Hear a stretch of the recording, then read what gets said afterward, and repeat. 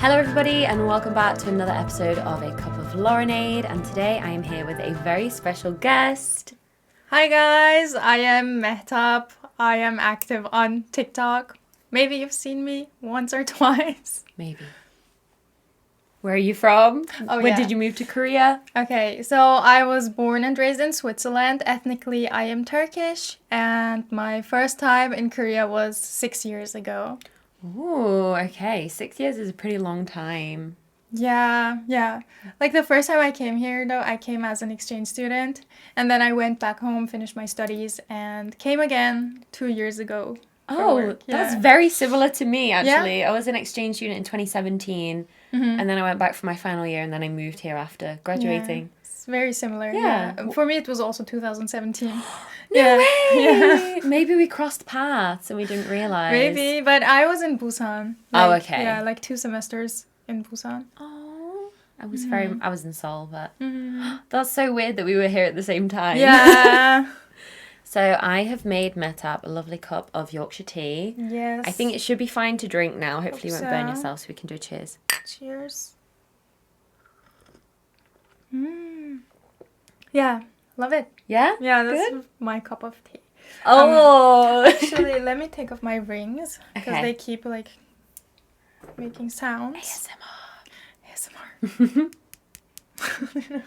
How they like keep touching things. Like, You're a professional ASMR artist. But it's good. I've literally had such a bad headache. I think I needed a cup of tea. yeah. Do you have like a tea addiction? Yes. I'd rather it was tea than coffee, though. Coffee addiction. Yeah. My body can't take it. Yeah, it's pretty bad. I used to drink a lot of coffee, like 5 or 6 cups a day. But then I reduced it and now I just drink 1 cup. If I'm super 5 tired. or Yeah, it 6? was not How good. are you still here? I don't know. It's terrible. Oh my gosh. Okay, yeah. One cup is enough to send me into space, to be honest. Yeah. And so you can try a ginger biscuit too, if you'd like. Yes. Usually, yeah, you can bite it. I like to dip it in my tea. I don't know if that's too Can you try?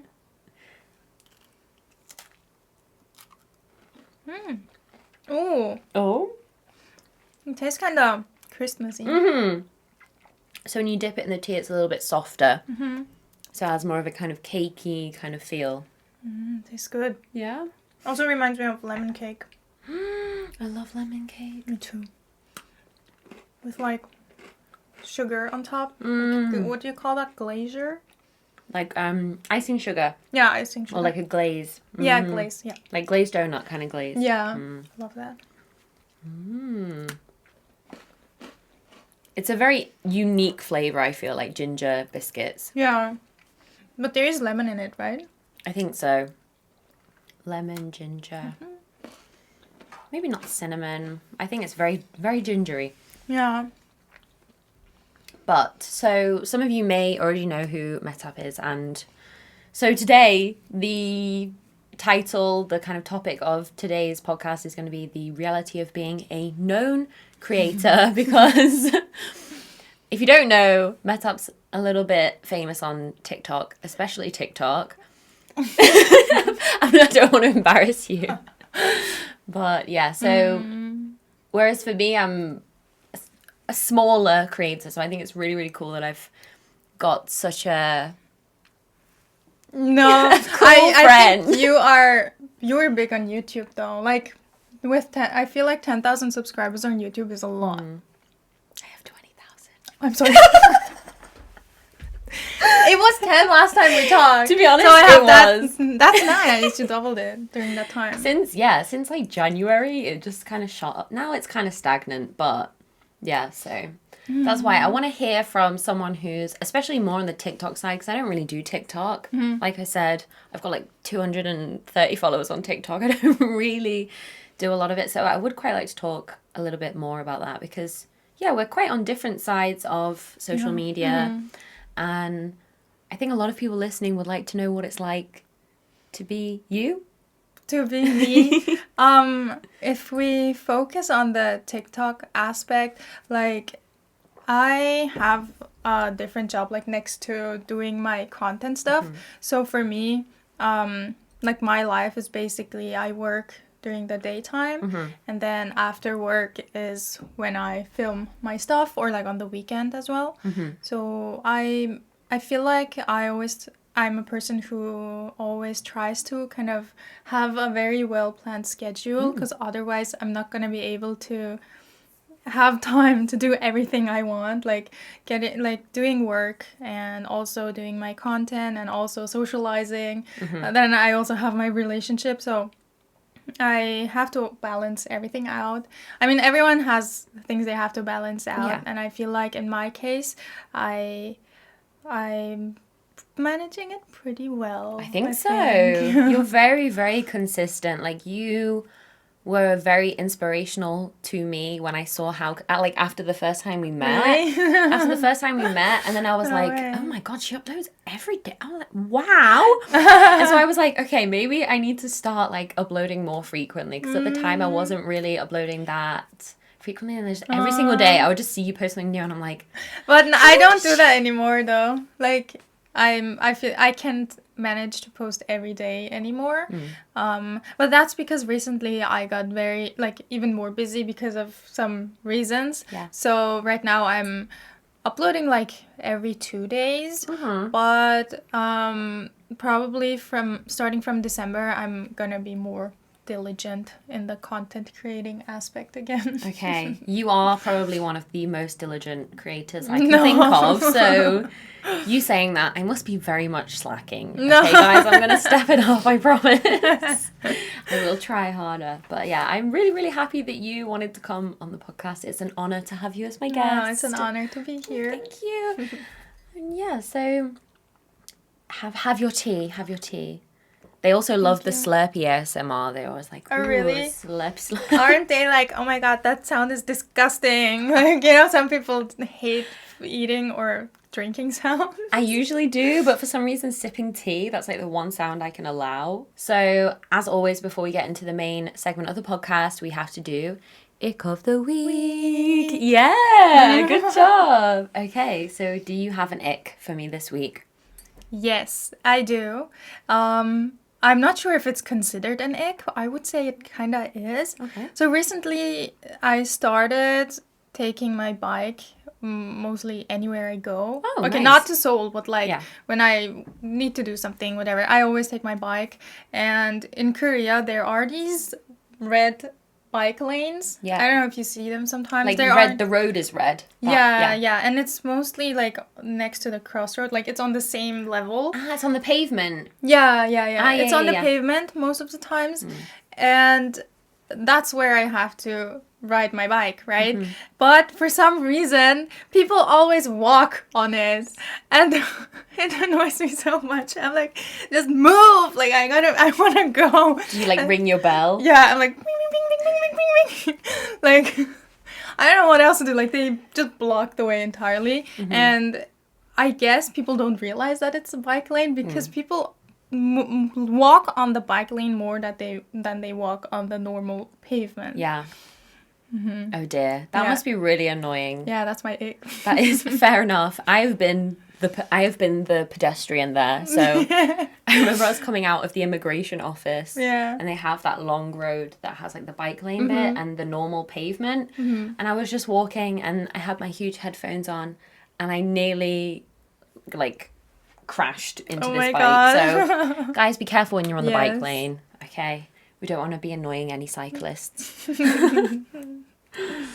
Okay, my ick this week is the weather.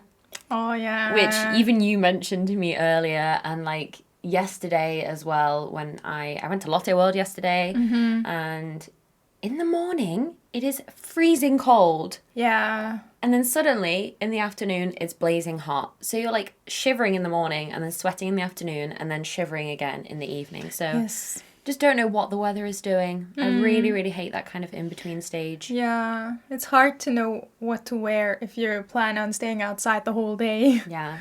So that's my ick. I think that's going to continue probably until it's like winter.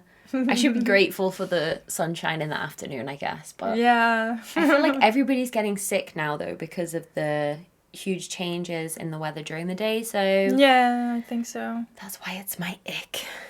Good ick. Good ick. Thank you.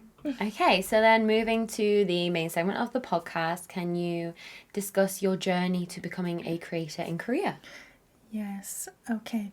I'll try to unwrap it as simply as possible.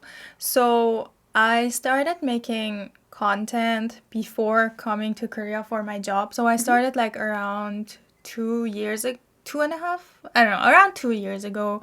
So I started back in Switzerland, and back then I just did it for fun. Like I didn't really have any goals regarding TikTok, and I started doing skits. And those skits were basically about like what foreigners experience in Korea, and those went really viral and people really enjoyed them. So I started doing a lot of skits, and ever since my first skit went viral, the following 60 videos were skits only. And then I kind of had this moment where I was like, oh, I have no ideas anymore. Like, there's only this many. You used all of the ideas. Like, I cannot, like, I had no ideas left anymore. So I was like, okay, I'm just gonna also start posting other things. Because I started, like, not enjoying making skits anymore because I was, like, pressuring myself. Yeah. And there was no reason to pressure myself, because I also, like, as someone who's not from one of the major TikTok countries, I don't get paid for views. Although recently they introduced some program, but back then I didn't get any payment for any of what I was doing. So why was I pressuring myself? Yeah. So that's why I started switching my content, and now it's more about my daily life. And sometimes I also do like just random stuff, like something that I think is funny, or And it's very funny. yeah, I just try to post whatever I just enjoy at the moment, because I really don't want to pressure myself when it's No. about my content. I always want to enjoy it. Yeah. I think so. I do really, really like that you're kind of on the funnier side of TikTok, because I think our sense of humor is kind of similar. Like, I would love to make kind of like skit videos, but I always get really, really in my head about like, what if people don't think it's funny? So then I did like my mascara video that I did with the funny filter and stuff. And like, I loved it. But then afterwards I was like, I don't know what to do next. So I don't know how you managed to do 60 videos like in a row of skits. Yeah, no idea either. So which was the first skit that went viral for you? Actually, it's a skit. I cannot watch it anymore. If I look at it, I cringe so much. Like, I literally want to cry when I look at it. It's a skit where I'm a foreigner who goes inside a restaurant, and these two Korean employees basically panic because they think they have to speak in Every English. time. Yeah. And then the foreigner, me, speaks in Korean, and they're like, oh my god, she speaks Korean. So it's so basic, but for some reason it went like super viral, and that's like when it all started rolling. I think I've seen that video. Maybe. Sorry, I've got biscuit in my throat. That's okay. I think I've definitely seen it, but that is so relatable because it happens to us on a daily basis. Like, the amount of times the staff has been like, oh my god. And I just go like, "Semyeong이요," and they go, Yeah, they're like, you speak Korean? Oh, thank goodness. exactly. Or like you walk into a cafe and then you just see them like talking to the other staff being like, hey, you speak English, right? Come here. You serve them. Come. Yeah, that's literally what happens in the video. Like, Oh, wait, really? It's like, come on, you speak English. It's your turn to do it. And it's just like, come on. Yeah. You could just wait and see. Yeah. Yeah. That is so funny. I guess it must have just been so relatable for not only like foreigners living here, but if Korean people saw it too, especially ones working in service, they'd be like, yep, that's actually what happened. Yeah. So yeah, that's really cool. Okay. Then what inspired you to move to Korea? So you were already doing content for work then before in Switzerland? I wasn't doing content for work, but like I just started content for fun, like before I moved here. But okay, let's unwrap the story of why I moved to Korea. So as I mentioned before, I came to Korea in 2017 as an exchange student for 2 semesters. And then I went back home, finished my studies. Then I started working. And then with my job that I found in Switzerland, I came to Korea because we opened this branch in Korea. So that's like how I came. And as for inspiration, I guess I just really enjoyed my time doing my exchange studies, and I just like the vibes in Korea. So I wanted to come back as someone who actually lives and works here, not just as a student or as a traveler. Yeah. Being an exchange student here is definitely like one of the coolest experiences. Yes. But you did it in Busan. How different was like living in Busan to living, well, you don't live in, am I allowed to say that you don't live in Seoul? Yes, yeah. Okay. So you did your exchange in Busan. How different is that to Seoul, do you feel?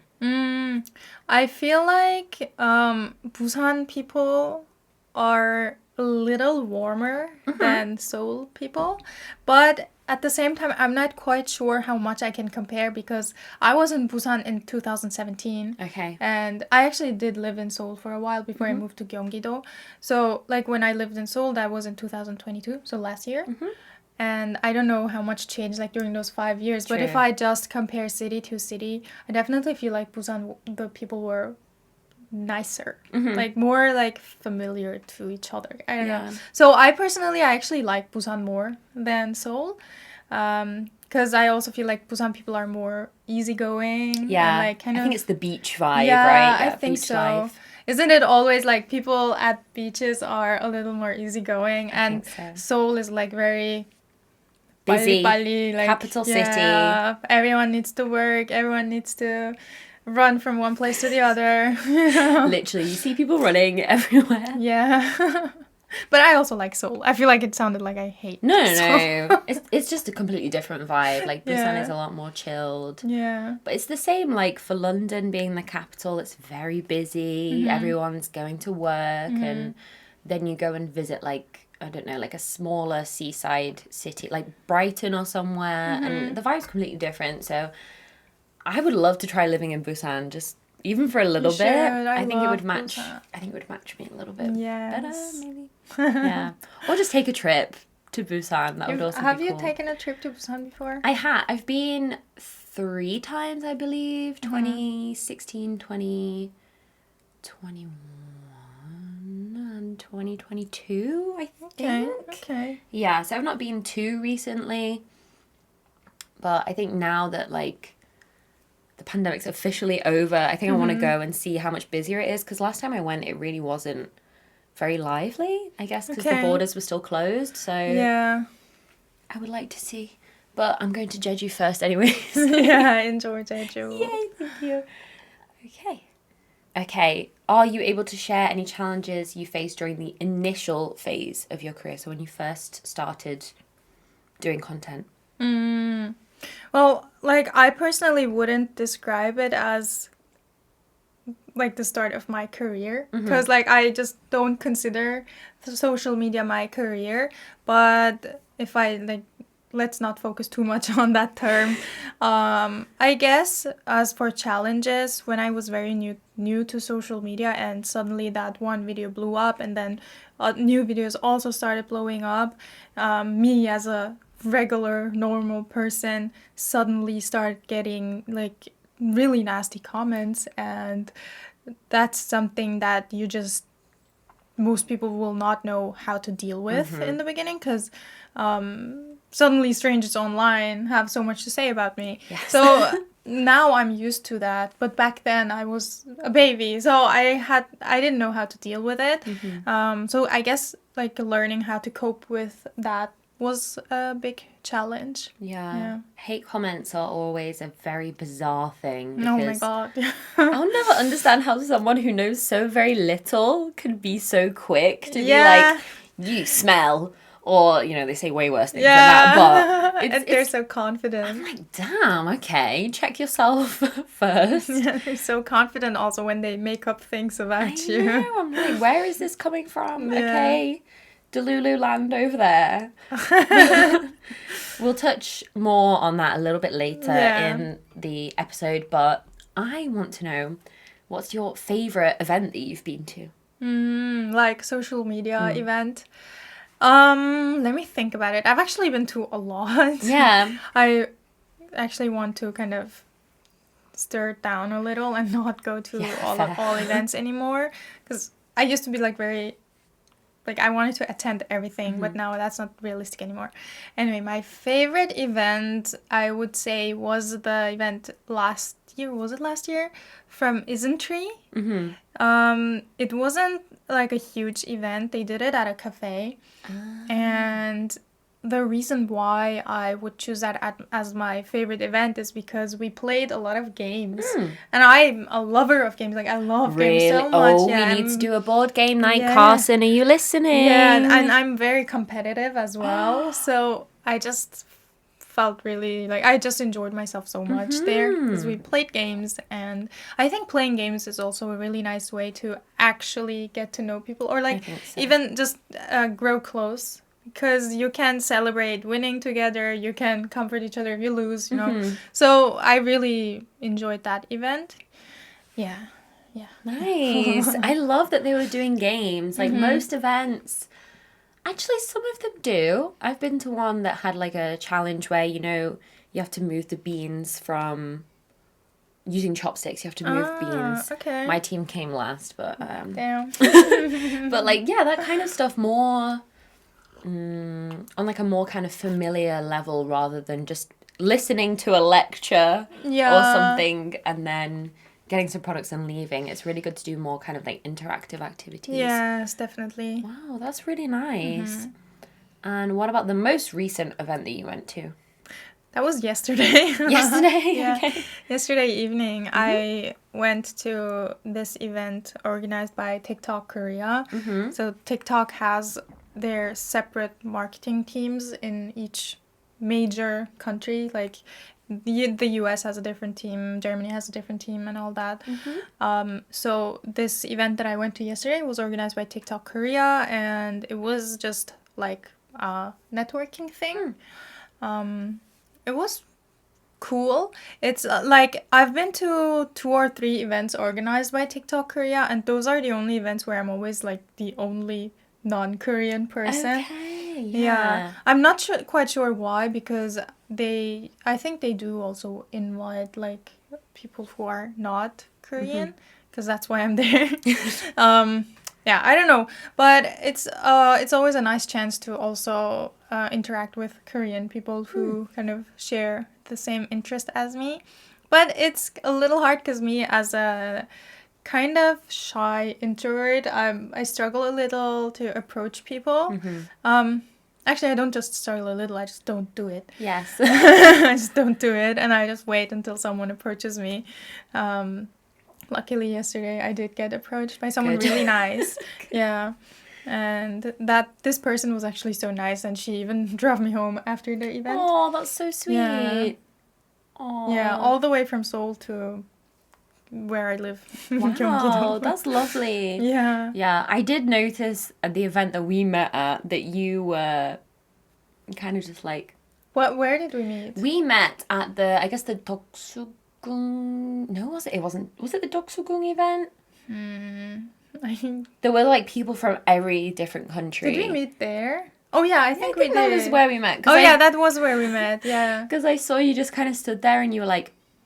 and I was like, I'm just going to go and talk to her. That's the kind of... Like, I am an extrovert, but like to a certain level. Like if I see someone who's a little bit like...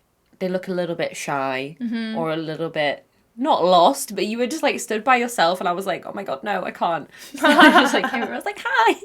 Yeah, I always appreciate it when people approach me. I also don't know like how approachable I look. Like I try not to look like you don't like, look really scary. angry. I can tell you that now. You don't look angry or scary. You just very like... Yeah, I'm glad, because I feel like I feel like I do kind of, you know, some people, they have a kind of a resting bee face, so it's hard to approach An them. RBF. Yeah, an RBF, right. I guess I'm lucky that I don't have an RBF. You don't at all. No, not at all. Yeah. That's really nice that I think a lot of creators are extroverts. Obviously, everyone's different, but yeah, it can be, I feel like it's quite intimidating when you're in a room full of louder people. Yeah. You might say that if you are an introvert, I feel like it would be really, really difficult and quite draining to go to a lot of events. Even me as an extrovert, I get so drained going to events. I need to just like hide in my room by myself for like 2 days, because you meet like more than 10 people, depending on the size of the event. You can meet more than 10 people per event, and it's a lot. It is, yeah. I do get drained, but at the same time, I appreciate meeting new people, because it's not easy to make close friends in a foreign country, because especially as an adult, I guess, like, even if you live in your home country, as an adult, it's hard to make new friends. So I just try to like put myself out there, even though I don't feel like super comfortable all of the times. Good for you, stepping out of your comfort zone, definitely. But yeah, we meet so many people, and I was speaking about this with Ria, like, I think if I hadn't done social media, then I don't know how I would have made friends, almost, because we're so lucky to meet a lot of like-minded people also, and pretty much everyone we meet is also lovely as well. So yeah, it is really, really good to go to these events. I am so happy that there's so many more events nowadays. Yeah. Okay, then big question, which social media platform do you use the most personally? Do you find yourself using the most? I would say to keep up with friends, I use Instagram the most, but if I just want to kind of scroll, I use TikTok the most. Yeah. Do you know how many hours you spend on TikTok a day? Oh my god, should I check my screen time? Let's both check. Yeah, where do I check my screen time? I think it's on settings, and then I usually just swipe down and oh no. How bad is it? Mine's really bad as well. Oh my god, okay. Okay, I spent... Oh, okay, wait. Is there like a weekly average or something? A weekly average? Not an average, I think. That's weekly average, no? That's like my entire phone time. Oh, okay. Then I think you can go on show categories. Yeah, that's the categories now. Okay, I'm gonna do like daily per category. Okay, so my phone says 2 hours TikTok and 10 minutes Instagram. Okay, but I think that's for today. Oh, that's why. it's for today. So let's do weekly average for each. Okay. Okay, my weekly average for TikTok is 15 hours, and weekly for Instagram is like almost 5 hours. We're opposite, okay? Yeah. Well, of course, no shock. My most used is YouTube, because I love YouTube, but mine for YouTube is 11 hours and 30 minutes a week. Instagram, 11 hours and 17 minutes. But TikTok, 2 hours and 30 minutes. Wait, so how many hours do you have in total? Like for those three? For those three, that's going to be 23, 20... 25 and a half hours. So a tiny bit more than me. It's because I sit and watch YouTube like for hours and hours. But like you can use YouTube kind of as a background thing. Yeah, that's definitely how I was using it. Oh dear. That's... yeah. I do watch a lot of YouTube. And to be fair, I leave it on the TV. Like I put YouTube on the TV and I just like leave it playing.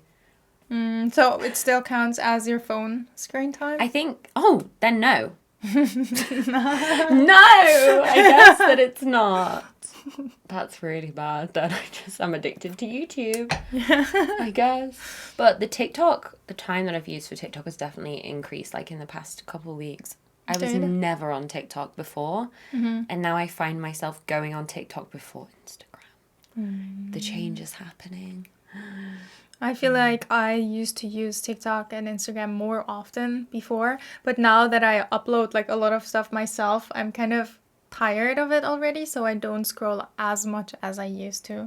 Unless I kind of want to get some inspiration, I guess. Yeah. Yeah, I feel like I don't really doom scroll anymore on that many things unless I'm looking for a song to use or if I want to check up on my friends usually. Yeah. Most of the time I will just watch YouTube. That's pretty interesting. I might use that as a segment for future episodes. What's your screen time? Yeah. That's fun, actually. Okay, very nice. Okay, then let's talk about your like internet personality, I guess, and your like brand. So how do you try to like maintain authenticity in your content? Because I think your content is very, very relatable and like funny. So I want to know if there's any kind of like thought process on how to keep it authentic. I guess like trying not to lose yourself is very important.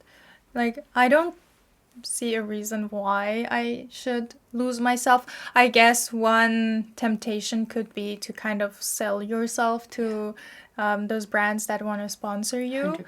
100%. In my case, I'm kind of lucky because I have a different main income, so I don't have to accept deals that I'm not interested in, and I only do sponsorships that I genuinely like and after also trying the products for a significant time.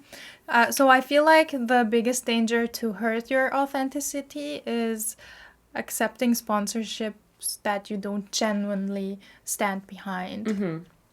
I guess. And other than that, I would say that my channel is very diverse. Like I show a lot of different parts of my life. So I think the people who watch my videos have a good grasp about what kind of person I am.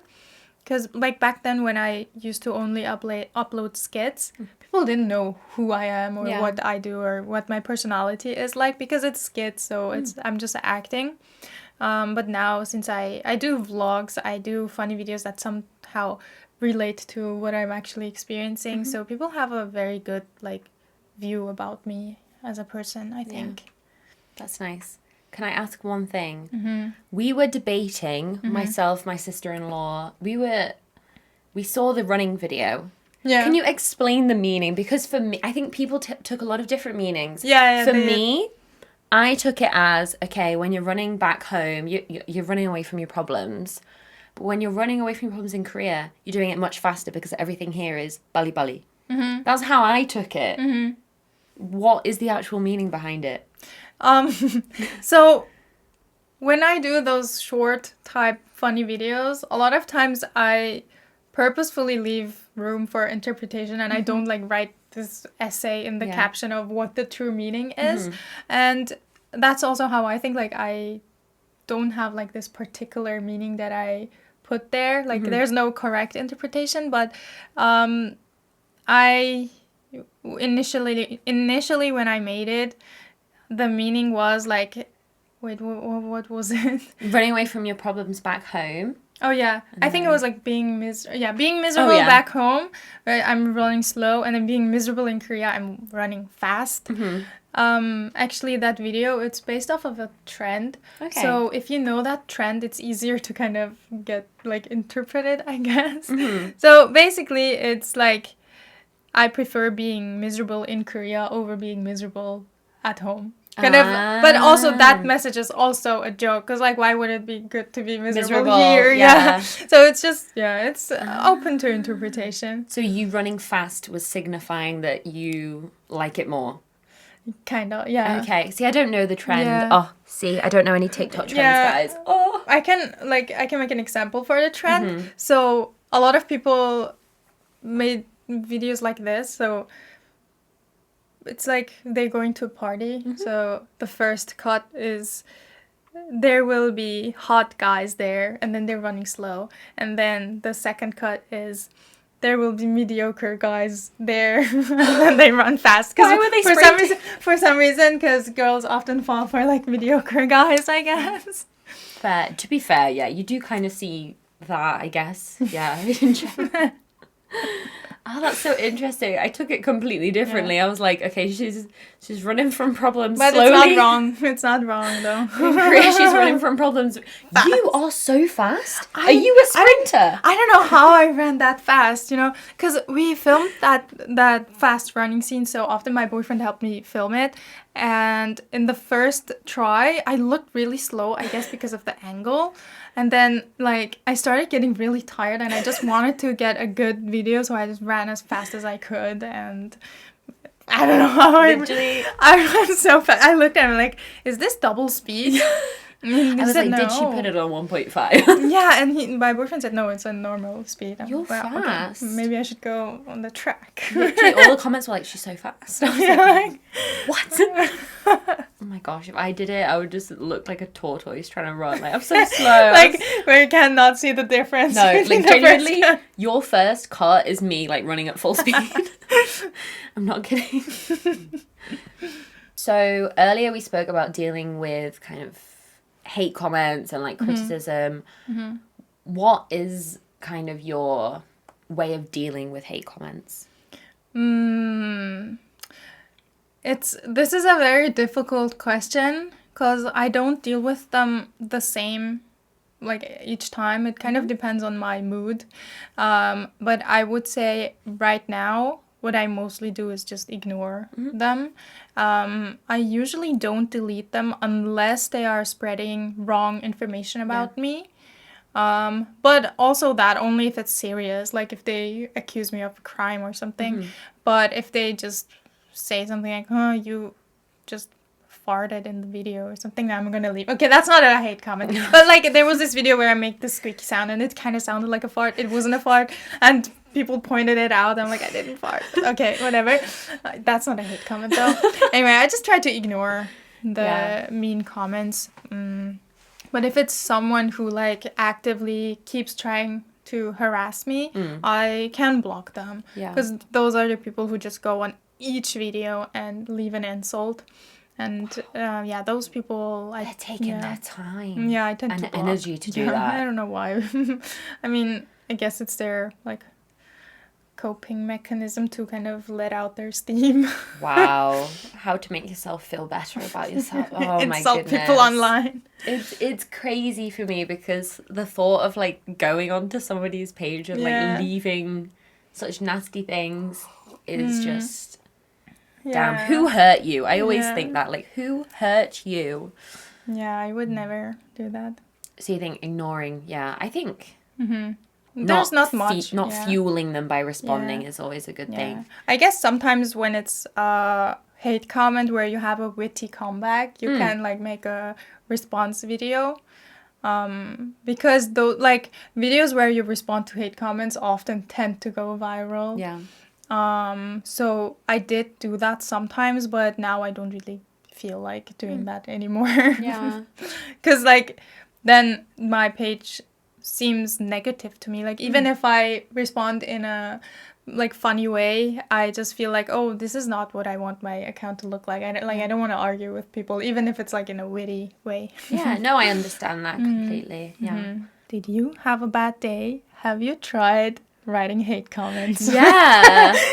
Are you feeling bad about yourself? Go and write some shady comments on someone else's video. Literally. Tips on how to feel better about yourself. Give hate to some random person that you do not know on the internet. Works 10 out of 10 times. Oh my goodness. I do wonder if they feel better after writing it. I think so. Maybe. Not long term, but like in that moment, they're like, haha, I'm better than you, you ugly, you know. That's like how they feel. I'm ready to fight. Like, so I would be so mad. Like, I do get really stupid. Most of the comments on mine are less hate and more just like stupid people. And that's what annoys me more. Like, I'm like, are you really this dumb? Like, I don't know. I can't even think of an example. It's honestly usually just men commenting things about my life or being like, you shouldn't put your hair like that because it looks weird. Oh, that's annoying. Or like, you looked better when you had like really, really light blonde hair. And I'm like, excuse me, sir, who are you? Some random crusty man. Like unsolicited. Yeah. And especially when I was doing like acne content and I was getting loads of like advice on how to clear my acne. And I'm just come on, guys. I'm obviously here because I've tried everything by now. Yeah, that's a pet peeve of mine. Like, I guess people who have never struggled with acne think it's because they have the best skincare ever. But most of the times it's like they're lucky with genetics, and I'm happy for them. But like people who have terrible acne most of the times know more about skincare than people who've never had the problem. Yeah. I think we spoke about that when I got upset because of that. Yeah, I think we did. But yeah, that's I guess my pet peeve for my own content. But okay then. Okay, so since you are kind of a lot more in the public eye whilst being a creator, I wanted to kind of know how you balance your kind of public visibility on social media and then also having your own personal privacy at the same time. I think, like, as someone who does show a lot of things about my life online, people might think that I'm willing to share everything, but there are things that I do not want to talk about online, like things like details about my family or details about my boyfriend and his family. Just things like that. I feel like sometimes it's a little dangerous because sometimes people might think that, like other creators might think, oh, like I owe my audience telling them everything that's going on. But I don't think you have to tell them. Like, it's your choice what you want to share with the people, the audience, the audience, the people. Yeah. Yeah. Was that wait? Yeah, no, that was good. I 100% agree with you because I also really like try to draw a line, even like making content with my husband. Like, he doesn't care about being in content, but I've had people comment on my videos saying, you know, you could go viral if you did this. And like, I know a creator who talked about her whole entire relationship with her husband, and that's how she got famous. And I'm like, well, maybe I don't want to do that. Yeah. So I think it's really hard to kind of find the line of what you do share and you don't share, like you said. And it can be a bit difficult because it's like, because I feel like your audience, they do feel like it's like a friendship almost at the same time. And you're like, okay, well, I do want to tell you this thing because it's really, really good. But then at the same time, it's like, okay, just hang on a minute. Let's not share everything. And I think it's a really difficult thing to try and balance. Yes, that's so true. It's hard to balance because let's say I'm going through a really hard time. On one hand, I don't owe anyone like telling them I'm going through a hard time, but at the same time, I get like if I get messages of people who are worried about me, then I'm like, oh, these people, they are trying to look out for me. So I should at least like let them know that everything's okay. So I guess if I have like a period of time where I barely post, I might do like an Instagram story where I'm like, hey guys, I'm like going through something, but I'll be back soon. Like, you know, just like a small statement, like, you know, just letting you know. Yeah, I've not disappeared. I'm just taking some time for myself. Exactly, because I am very thankful for anyone who tries to look out for me. You know, I like, for example, recently I lost a little weight, and I guess it's like people have noticed, and some people like are even concerned because they're not sure like how I lost it, but there's nothing to be concerned about, you know. But like weight is just something that I don't like to talk about, or like how to lose weight or how not to lose weight or whatever. It's just not something that I kind of want to talk about online, but a lot of people ask about it, so that's like an ask me. I don't know what to really do about it, because like people also ask me like, how did you lose weight, but I don't really have like it could be like a completely personal you know thing that you don't want to share. Like, you could have had some health problems and then the health problems have later gone, and then or you change some lifestyle things. Like it's not always like I'm on a strict diet trying to lose weight kind of thing. It's a very personal thing. Weight. I also don't like talking about weight on social media or really like with friends so much. I think it's quite a sensitive topic for a lot of people. It is, yeah. It's a very sensitive topic, and I also don't want to say anything wrong. But like in my case, I just changed my lifestyle. Like I can go into detail, but there's nothing that's like so revolutionary. Yeah, nothing groundbreaking. Yeah, there's nothing groundbreaking that people must know, so it helps them, you know. Yeah. I guess if I had like, oh, if you do this, then that happens. Like if it's something like that, I would share some miracles. Yeah, but there's nothing I can say that people would profit off. So yeah, no. Okay then, so can you share tips for people wanting to start social media, or even to me wanting to kind of do TikTok-y stuff? What would you advise me to do? Because I know previously you have told me like you should do videos where you talk on TikTok and that kind of thing. Like what kind of advice would you like to give people?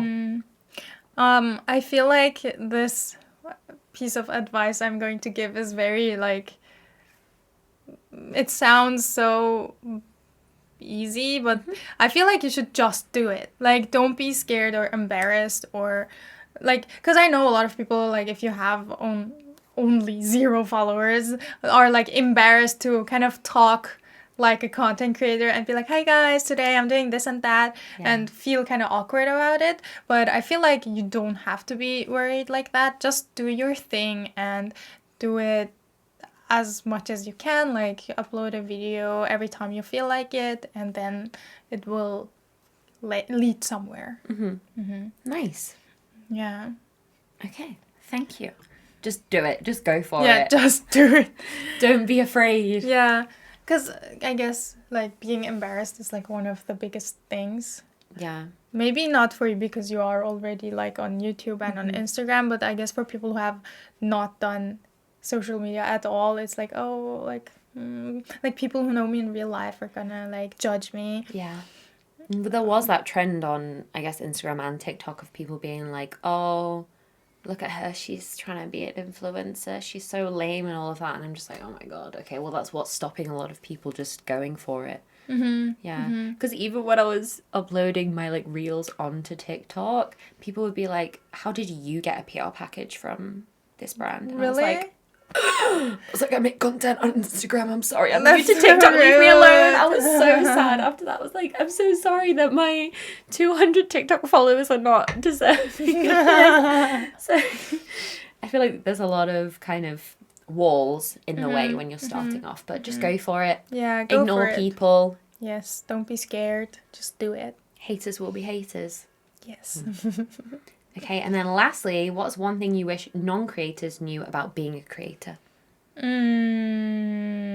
Something like maybe like difficult, like lifestyle-wise, or I don't know, just something you would like the people not in this kind of sphere to know about what it's really like to be a creator. I guess people should know that we're also just normal people. Like whether it's someone who has like a few thousand followers or like a few million, everyone's just a normal, regular person. So any type of comments you write to them, if it's a mean comment, it's gonna hurt them just as much as it would hurt someone who just sits right next to you. And also compliments, if you compliment someone next to you, it means just as much to someone you compliment online, in my opinion. So like just that everyone's just regular people, like even like huge actors like Angelina Jolie or whatever, everyone's just regular people. And I feel like people tend to forget that, like everyone's just a person, a human being. A human oh my being. goodness. Yeah. Like words will also you know, hurt you. Regardless of how many followers you have, things do hurt. So yeah, people should be kinder, I think. And also I feel like people are more, for me, from my experience, people are more likely to leave mean comments than nice comments. So I really appreciate nice comments. Every time I get a nice comment, it literally makes my day. But I know people want to say nice things, but they're just, you know, thinking nice things and don't necessarily take the time to leave the comment. Which is why I always just hype up all my friends and I'm like, woo! That's so Heart nice. eyes everywhere. Because, yeah, I think it does mean a lot. And every time I get a lovely comment, it does Yeah, make my day. same. Sometimes I take like screenshots of nice comments and just keep them so I can read them if I feel like bad about myself. Oh my gosh, I'm going to do that. Thank you. I'm going to do that too. It helps. Okay. Thank you so much for coming on this week's episode of A Cup of Laurenade. I'm so grateful for you coming on. It was really, really nice to talk to you and for everyone listening to kind of get to know you more as well. Thank you so much for having me, and thank you guys also for listening to us. Yeah, I think it was a really good episode, and hopefully people will get to know you more from this episode. But then lastly, we've got to share this week in Korea, the news. Okay, let's go. So, you guys may have heard about the Paris bedbug situation that's going on. Well, the picture is very disturbing, but they found bedbugs in a dorm in Daegu, which is a city in South Korea. So may not necessarily have come from Paris. Paris to Daegu is a bit of an interesting journey, but there is now panic spreading across the country. Okay, yeah. I know everyone here, like from my friends, they're like freaking out about the Just bedbugs. wash your bed sheets. Yeah, I know, but like they're indestructible apparently. Oh, really? But apparently it seems like maybe it was just an ongoing thing in the dorm, and a lot of people were like, clean the dorms. These dorms are dirty. But I feel somewhat safe in Korea because they're always spraying the like disinfectant sprays and stuff. So I really, really hope that if, hopefully it doesn't, it spreads, then they'll get it under control pretty easily. I'm sure, yeah. I hope so. No bed bugs here, please. Yes. But yeah, that is it. Some interesting news that there are bed bugs here too. Hopefully not for long. Very interesting. Very interesting. A lovely end to the episode. There's not really a lot going on in the news. I found it a bit difficult to find any topics. That's good though. Yeah.